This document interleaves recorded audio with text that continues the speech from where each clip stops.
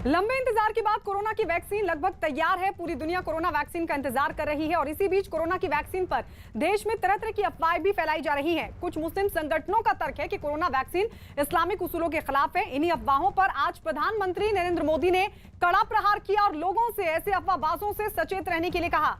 प्रधानमंत्री नरेंद्र मोदी गुजरात के राजकोट में एम्स की आधारशिला रखने आए थे और इसी दौरान उन्होंने देश के लोगों से ऐसी अफवाहों पर ध्यान न देने की बात कही। तो एक तरफ कुछ मुस्लिम संगठनों की तरफ से कोरोना की वैक्सीन को लेकर सवाल खड़े किए जा रहे हैं, विवाद पैदा किया जा रहा है, ये कहा जा रहा है कि ये इस्लाम के उसूलों के खिलाफ है। तो वहीं दूसरी तरफ ऐसे अफवाहबाजों पर प्रधानमंत्री नरेंद्र मोदी ने कड़ा प्रहार किया और कहा कि अब जल्द ही देश में एक बड़ा टीकाकरण अभियान शुरू होने वाला है और ऐसे में बहुत सारे लोग अफवाह फैलाने की कोशिश भी करेंगे, लेकिन सभी लोगों को ऐसी अफवाहों से बचना है और लोगों को बचाना भी है। हमारे देश में अफवाहों का बाजार जरा तेज रहता है। भांति भांति के लोग अपने निजी स्वार्थ के लिए, कभी गैर जिम्मेदार व्यवहार के लिए भांति भांति अफवाहें फैलाते हैं। हो सकता है जब वैक्सीन का काम प्रारंभ हो तो भी अफवाहों का बाजार भी उतना ही तेज चलेगा। किसी को बुरा दिखाने के लिए सामान्य मानवीय का कितना नुकसान हो रहा है, इसकी परवाह किए बिना न जाने अनगिनत काल्पनिक झूठ फैलाए जाएंगे। कुछ मात्रा में तो शुरू भी हो चुके हैं और भोले भाले गरीब लोग या कुछ बदइरादे से काम करने वाले लोग बड़े कन्विक्शन के साथ इसको फैलाते हैं। मेरा देशवासियों से आग्रह होगा कि कोरोना के खिलाफ एक अनजान दुश्मन के खिलाफ लड़ाई है। अफवाहों के बाजार गर्म न होने दें। हम भी सोशल मीडिया में कुछ भी देखा बिना फॉरवर्ड न करें।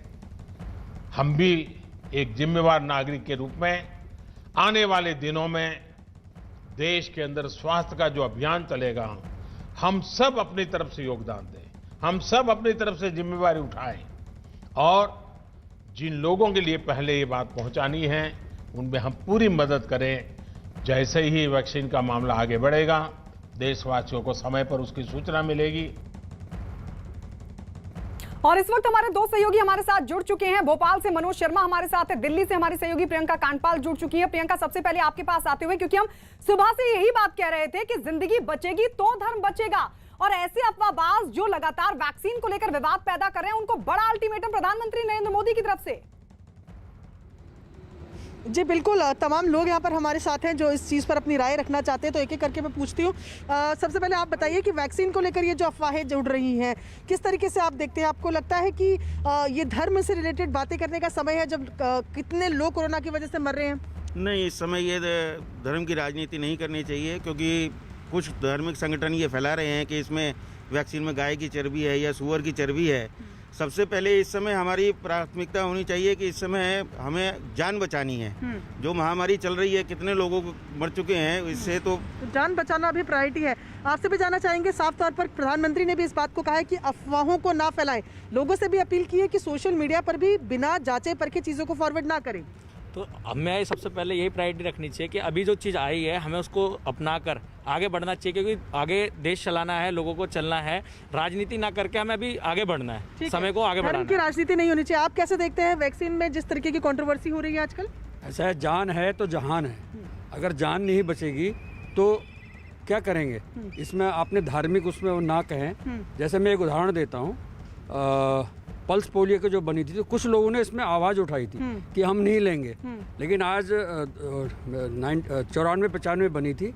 आज 2020 में ये पल्स पोलियो मुक्त हो गया। जी बिल्कुल, बहुत अच्छा एग्जांपल इन्होंने दिया है कि जब पोलियो के बारे में बात हो रही थी तब भी इस तरीके की कंट्रोवर्सीज हो रही थी, लेकिन अभी ठीक है। प्रियंका, लौटेंगे आपके पास। एक बार फिर से भोपाल का भी रुख कर लेते हैं। मनोज शर्मा हमारे साथ, हमारे सहयोगी लगातार बने हुए हैं।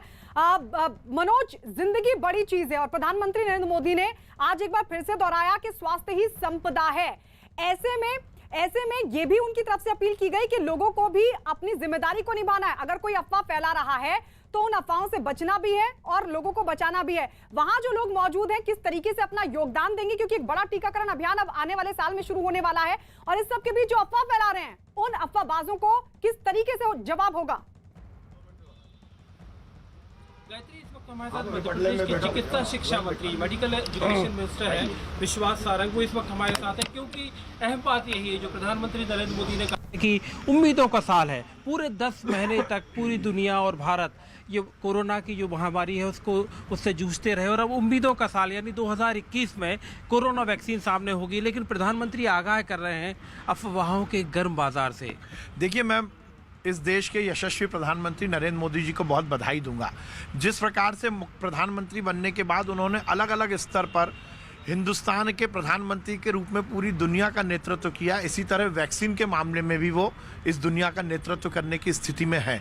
और उन्होंने सही बात बोली है कि 2021 मोदी जी की उम्मीदों का साल है और हम ये विश्वास रखते हैं कि वैक्सीन आएगी, कोरोना भागेगा। पर जो प्रधानमंत्री जी ने जिस बात को लेकर हम सबको आगाह किया है कि हम अफवाह नहीं फैलाएं, अफवाह पूरे समाज के लिए घातक है, पूरी कौम के लिए घातक है, पूरे हिंदुस्तान के लिए घातक है।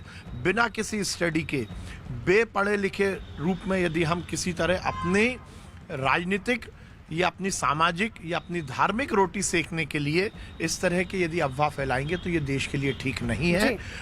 और केवल देश के लिए नहीं बल्कि हमारी कौम के लिए, हमारे समाज के लिए भी ये बहुत घातक है। एक सवाल आपसे जो रजा ठीक है मनोज, लौटेंगे आपके पास, लौटेंगे। मुंबई से अभिषेक पांडे भी हमारे सहयोगी जुड़ चुके हैं, लेकिन इस सब के बीच आपको बता दें गुजरात के राजकोट में एम्स की आधारशिला रखने आए पीएम मोदी को अफवाहबाजों पर इसलिए चेतावनी देनी पड़ी क्योंकि कुछ दिनों से देश में कोरोना वैक्सीन पर लगातार अफवाहों का बाजार गर्म है। कुछ मुस्लिम संगठनों का यह तर्क है कि कोरोना वैक्सीन इस्लामिक उसूलों के खिलाफ है। कोरोना वैक्सीन में इस्तेमाल चीजों पर उठ रहे विवादों के बीच रजा अकेडमी ने WHO को एक खत लिखा और कोरोना का टीका बनाने में इस्तेमाल होने वाली चीजों की जानकारी मांगी। मुंबई के संस्थान ने दुनिया भर में तैयार कई कोरोना वैक्सीन में सुअर और गाय की चर्बी इस्तेमाल होने की खबरों के बाद ये मांग उठाई है। अकेडमी की तरफ से दलील दी गई कि ये लोगों का हक है, विश्व संस्था की ओर से इस बात की जानकारी मिलनी चाहिए।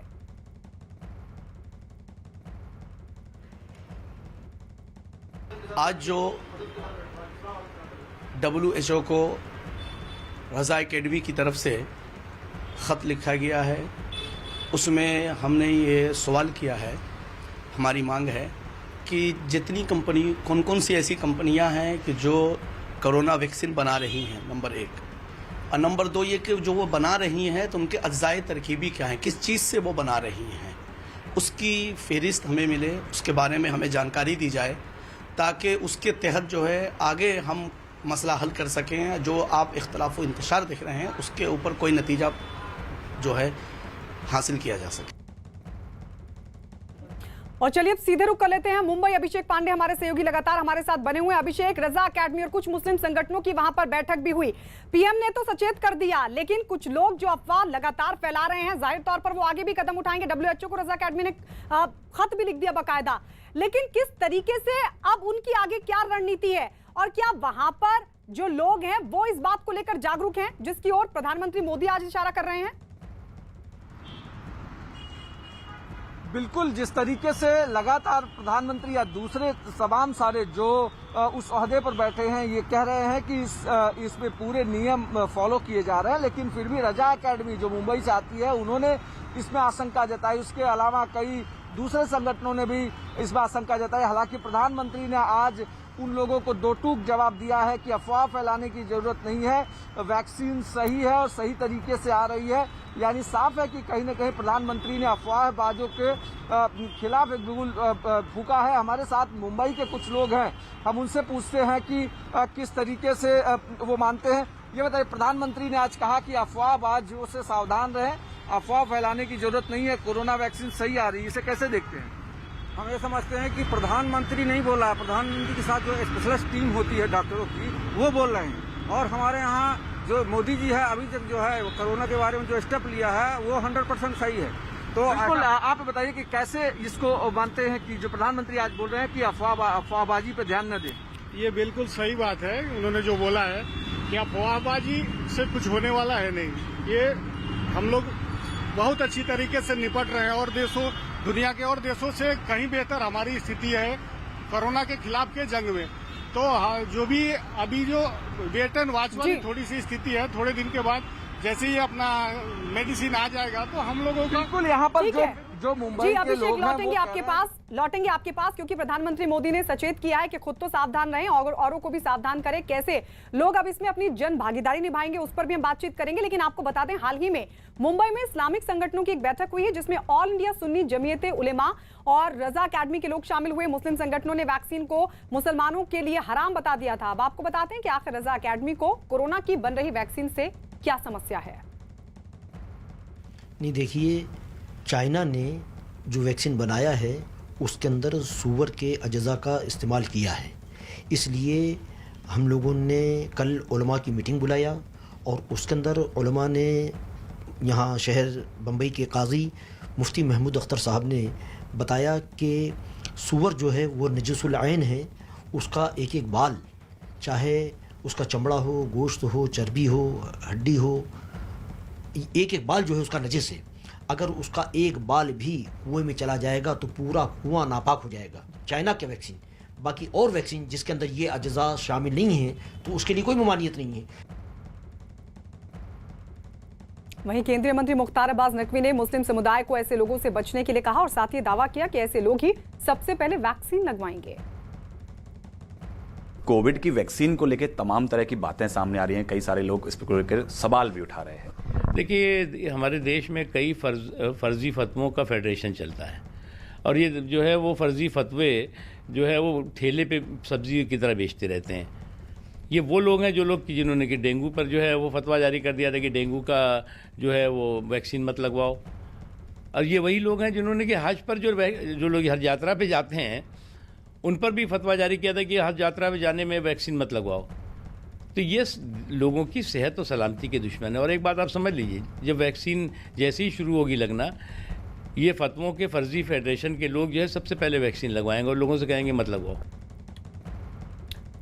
ऐसा नहीं है कि सभी मुस्लिम संगठन कोरोना वैक्सीन का विरोध कर रहे हैं। कुछ ऐसे भी हैं जिनका मानना है कि धार्मिक नियम कायदे जिंदगी बचाने के आड़े नहीं आने चाहिए। सुन्नी धर्मगुरु मौलाना सूफिया निजामी ने कोरोना वैक्सीन पर विवादों को गलत बताया और कहा कि इससे लोगों में भ्रम पैदा होता है और ऐसी अफवाहों से बचना चाहिए। देखिए, रजा अकेडमी हिंदुस्तान की एक बहुत बड़ी संस्था है और उसने हिंदुस्तान के अपलिफ्टमेंट के लिए और हिंदुस्तानी मुसलमानों की तरक्की के लिए बहुत से काम किए हैं। लेकिन कोरोना वैक्सीन के सिलसिले में जिस तरीके की बातें की जा रही हैं और जिस तरीके की गुफ्तगू की जा रही है, मैं उसके बिल्कुल पक्ष में नहीं हूँ, इसलिए कि कोरोना वैक्सीन को पब्लिक इशू बनाना ये कतई तौर पर मुनासिब बात नहीं है। वैक्सीन पर सवाल खड़े होने के बाद कांग्रेस ने वैक्सीन पर तरह तरह के विवादों को गैर जरूरी बताया। कांग्रेस के नेता राशिद अल्वी ने कहा कि अगर दिक्कत है तो ऐसे लोग खुद वैक्सीन ना लगवाएं। जो संगठन और जो लोग गाय और सुअर पर देश के अंदर फसाद कराते थे और राजनीति करते थे, आज वो सुअर और गाय के नाम पर इकट्ठा हो गए। वैक्सीन के अंदर चर्बी है कि नहीं है, कोई भी धर्म दवाइयों के इस्तेमाल करने से नहीं रोकता है। और जितनी दवाइयां बनती हैं ज्यादातर यूरोप और अमेरिका के अंदर बनती हैं, जहां ना सुअर से परहेज है और ना गाय से परहेज है। किस किस दवा का सर्टिफिकेट लेंगे? वहीं all India Muslim personal law board ने भी वैक्सीन को लेकर इस तरह के विवाद को गलत बताया। हमारे साथ कमाल फारूकी साहब हैं। फारूकी साहब, अभी रजा अकेडमी जो कि मुंबई की एक संगठन है, उसने राज्य सरकार से भी बात की है और साथ ही साथ उन्होंने अंतर्राष्ट्रीय स्तर पर भी लेटर लिखा है जिसमें ये कहा है कि अगर इसमें कुछ ऐसी मिलावट है जो धार्मिक भावना को भड़काती है तो उसको देखना होगा। कोरोना वैक्सीन को जो भी लोग बना रहे हैं वो जाहिर करें कि उसमें क्या मिला है। क्या कहेंगे? मेरे ख्याल से रजा अकेडमी को इन्फॉर्मेशन पूरी नहीं है, उनको शायद ये पता नहीं है कि जो भी वैक्सीन निकलती है या जो भी दवा होती है उसके ऊपर पूरा उसका फार्मूला लिखा हुआ होता है, उसके अंदर क्या क्या लगा हुआ है, क्या क्या चीज़ बनी है, क्या नहीं चाहिए। ये कम इल्मी की वजह से आप पूरे इस्लाम को बदनाम करते हैं, ये बहुत ही गलत बात है कि आप हर चीज़ के अंदर दखील हो जाते हैं। आपको ये पता होना चाहिए कि कितना बड़ा काम मुसलमानों ने किया है। जो फाइज़र की इतनी बड़ी जो वैक्सीन निकली है वो दोनों मुसलमान हैं। प्रियंका, प्रधानमंत्री नरेंद्र मोदी ने तो आम लोगों को सचेत कर दिया, लेकिन अब जरूरी है कि आम लोग भी इसमें अपनी भागीदारी निभाते हुए संकल्प लें कि कोरोना के खिलाफ ये लड़ाई किसी भी अफवाह की वजह से किसी भी कीमत पर कमजोर ना पड़ने पाए।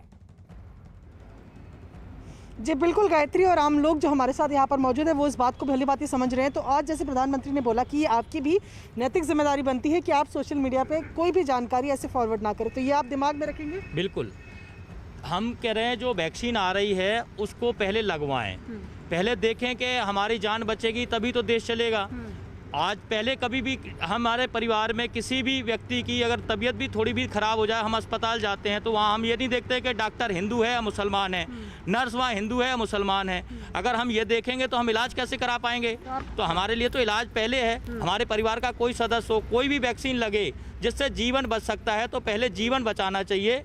ऐसा ही सबको सलाह दे रहे हैं, किस पे बरगलाए ना कि किसमें कोई हिंदू कह रहा है कि इसमें चर्बी है, कोई कह रहा है उसमें चर्बी है, किसी की तो ये सुअर आप की ध्यान भी चर्बी है, रखेंगे, आप भी सोशल मीडिया पर कुछ जब इस तरीके के मैसेजेस आएंगे खास ध्यान रखेंगे कि गलत मैसेजेस को फॉरवर्ड ना किया जाए?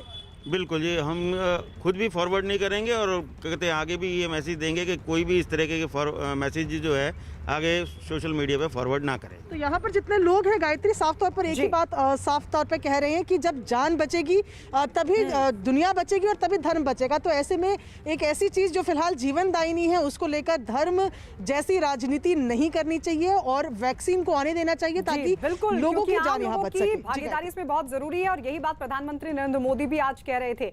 आपको बता दें, प्रधानमंत्री नरेंद्र मोदी ने गुजरात के राजकोट में एम्स की आधारशिला रखी। पीएम मोदी वीडियो कॉन्फ्रेंसिंग के जरिए इस कार्यक्रम में शामिल हुए। इस दौरान पीएम ने देश को कोरोना वैक्सीन पर उम्मीद दी। पीएम ने भरोसा जताया कि देश में जल्द ही कोरोना वैक्सीन को मंजूरी मिलेगी। इस दौरान पीएम ने सेहतमंद भारत के लिए नया मंत्र भी दिया।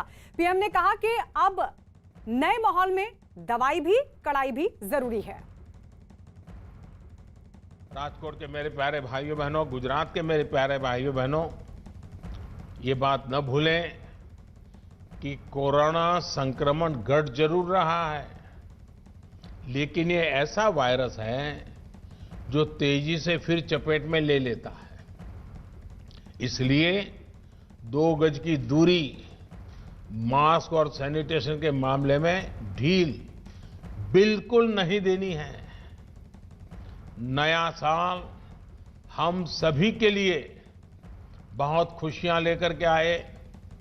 आपके लिए और देश के लिए नया साल मंगल हो। लेकिन मैं ये भी कहूंगा, मैं पहले कहता था जब तक दवाई नहीं तब तक ढिलाई नहीं, बार बार कहता था।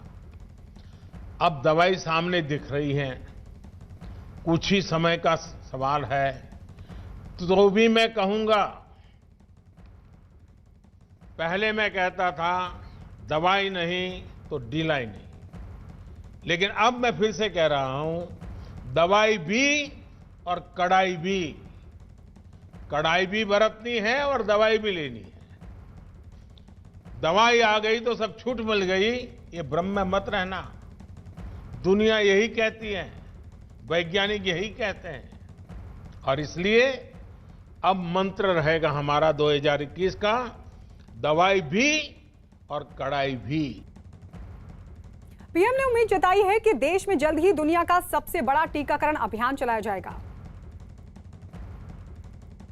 भारत ने एकजुटता के साथ जिस प्रकार समय पर प्रभावी कदम उठाए, उसी का परिणाम है कि आज हम बहुत बेहतर स्थिति में हैं। जिस देश में 130 करोड़ से ज्यादा लोग हों, घनी आबादी हो, वहां करीब करीब 1 करोड़ लोग इस बीमारी से लड़कर जीत चुके हैं।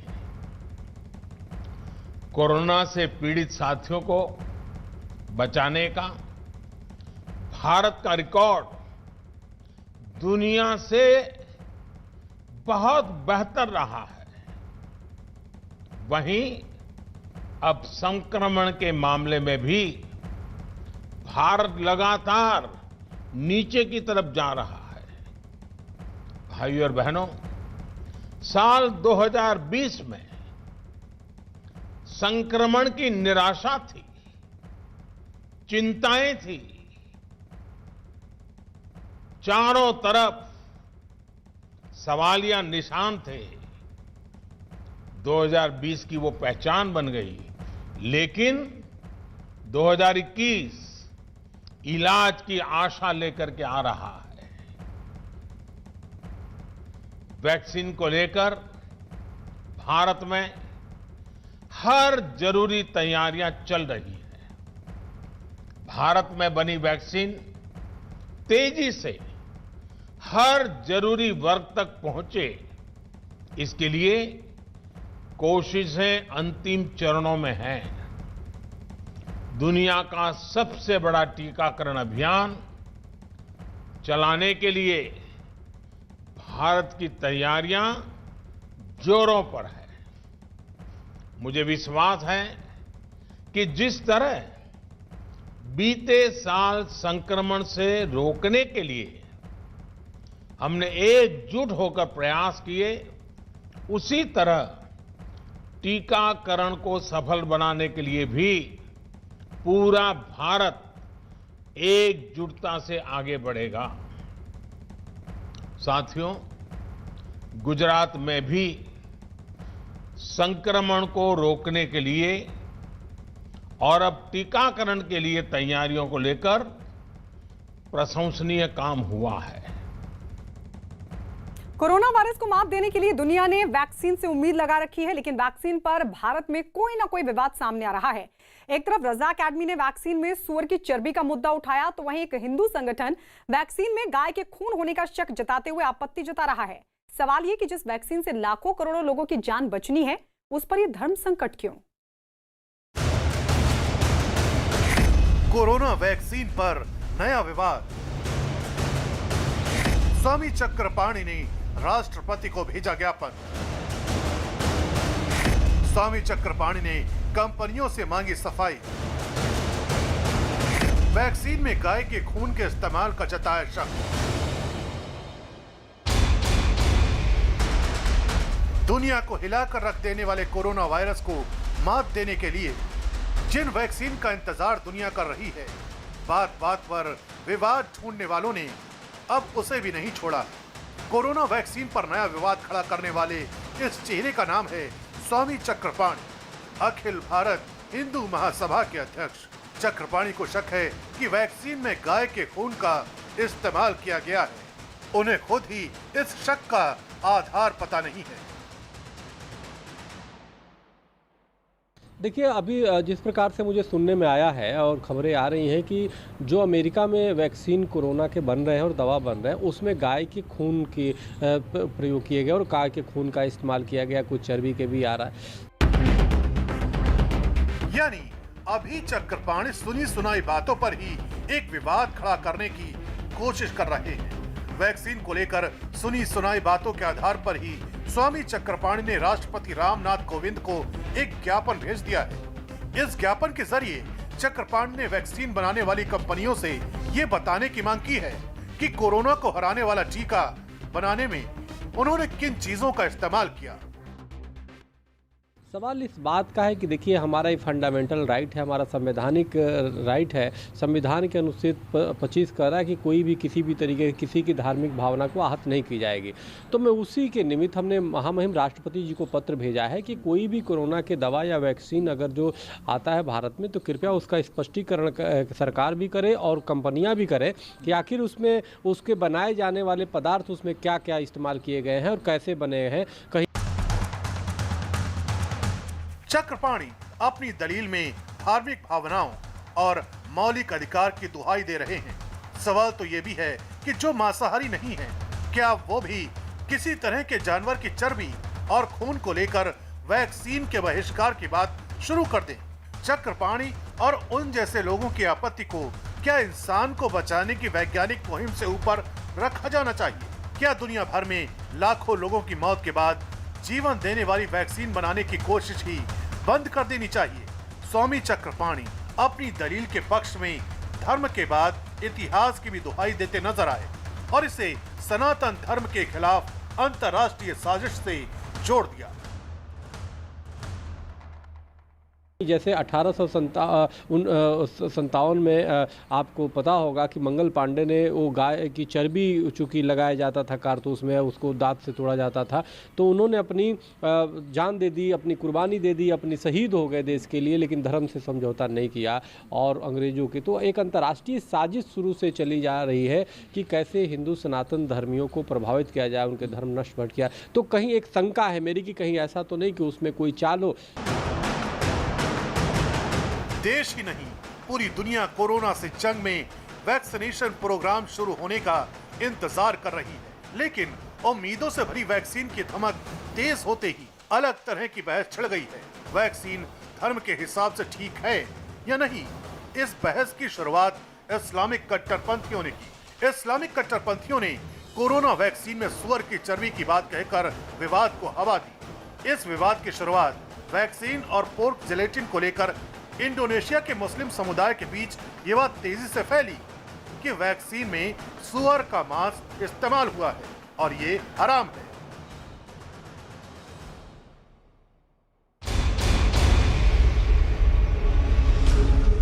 धीरे धीरे दुनिया की बड़ी मुस्लिम आबादी के बीच इस पर चर्चा शुरू हो गई, जिसके बाद धर्म गुरुओं को आगे आकर बयान जारी करने पड़े। इस्लामिक धर्म गुरुओं के बीच इस बात को लेकर असमंजस है कि सुअर के मांस का इस्तेमाल कर बनाए गए टीके इस्लामिक कानून के तहत जायज हैं या नहीं। इंडोनेशिया से शुरू हुई बहस भारत भी पहुंची और भारत में भी कुछ गुटों ने मजहब की आड़ में वैक्सीन पर विवाद शुरू कर दिया। मुंबई की रजा अकादमी के मौलाना सईद नूरी ने फतवा जारी कर दिया है। मौलाना सईद नूरी ने कहा कि पहले वे चेक करेंगे कि वैक्सीन हलाल है या नहीं। उनकी मंजूरी के बाद ही मुसलमान इस दवा को लगवाने के लिए आगे आए। नूरी के फतवे के बाद तो उलेमा और मौलानाओं के बयानों की होड़ ही लग गई।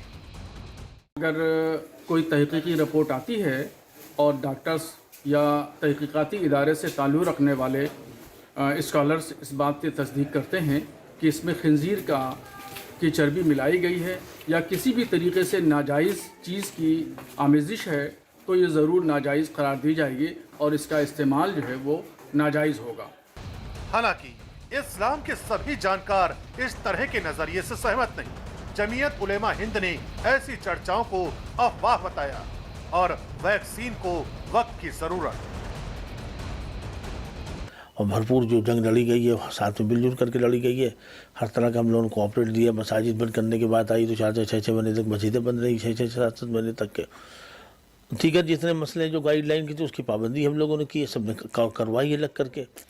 अब रहा ये कि वैक्सीन का जहाँ तक ताल्लुक है तो वही गवर्नमेंट ये वैक्सीन पिला रही है, तो ऐसा क्यों करेगी गवर्नमेंट? यार गवर्नमेंट को वो वैक्सीन सभी के लिए इस्तेमाल होना है, हिंदू मुस्लिम सिख ईसाई सब इस्तेमाल करेंगे।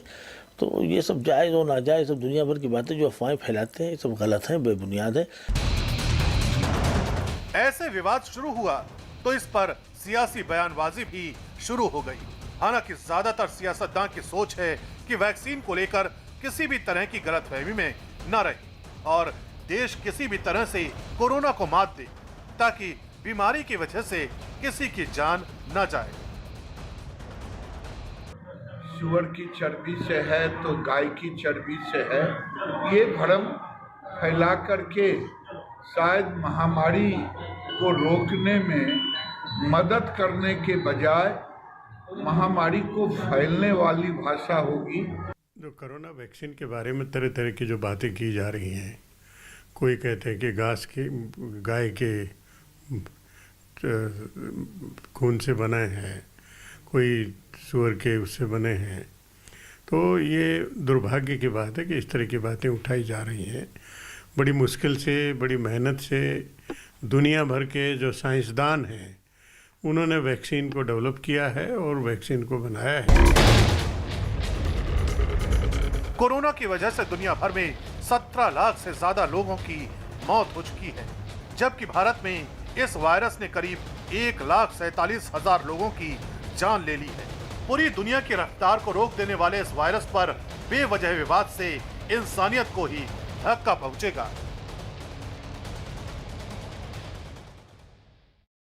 कोरोना महामारी ने आपसी सहयोग की भावना को एक नई मजबूती दी है ताकि पूरा देश एकजुट होकर इस संकट का मुकाबला कर सके। जल्द ही टीकाकरण अभियान भी शुरू होने वाला है और हम सबको फिर से मिलकर इस वायरस को हराना है और इस लड़ाई में नेटवर्क 18 भी हर कदम पर आपके साथ है। हमारे अभियान संजीवनी अ शॉट ऑफ लाइफ का भी यही मकसद है कि कोई सुरक्षित नहीं अगर हर कोई सुरक्षित नहीं। नेटवर्क 18 की इस पहल का उद्देश्य है कि हर भारतीय की वैक्सीन तक पहुंच हो। अगले कुछ दिन में हमारी ये पहल कोरोना के खिलाफ लड़ाई में जन आंदोलन बनकर उभरेगी।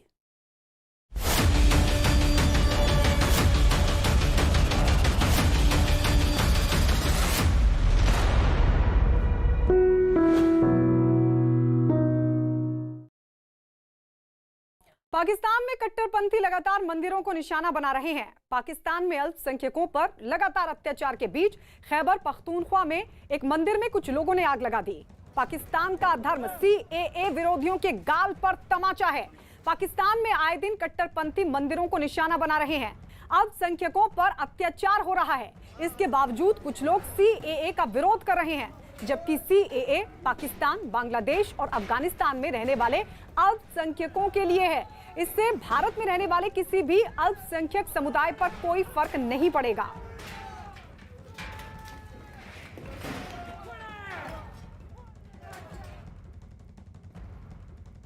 बीजेपी के सांसद राकेश सिन्हा ने पाकिस्तान में मंदिरों पर हमले का विरोध किया। राकेश सिन्हा ने CAA का विरोध करने वालों पर हमला बोला और कहा कि पड़ोसी देशों की ऐसी घटनाओं की वजह से ही धार्मिक अल्पसंख्यकों को कानून में शामिल किया गया। पाकिस्तान के खैबर पख्तूनख्वा में कल हिंदू मंदिर को जलाकर राख कर दिया गया। बात करते हैं बीजेपी के राज्यसभा सांसद प्रोफेसर राकेश सिन्हा साहब से। राकेश जी, ये कोई पहली घटना नहीं है और मंदिर को जला करके पूरे गांव की भीड़ इकट्ठा हो गई और मंदिर को जला करके तहस-नहस कर दिया। देखिए, पाकिस्तान में हिंदुओं का जाना एक ऐतिहासिक और भावनात्मक भूल थी।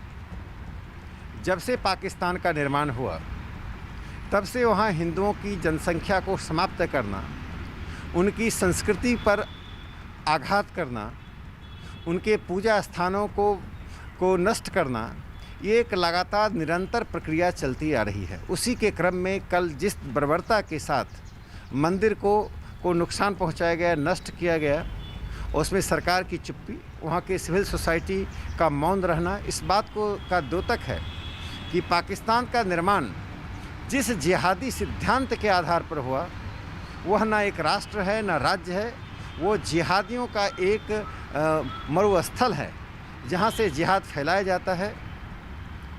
जिन लोगों ने CAA का विरोध किया था, यह कहकर कि उसमें मुसलमानों का नाम क्यों नहीं जोड़ा गया, कम से कम उनकी बुद्धि अब काम आनी चाहिए कि CAA की क्या उपयोगिता है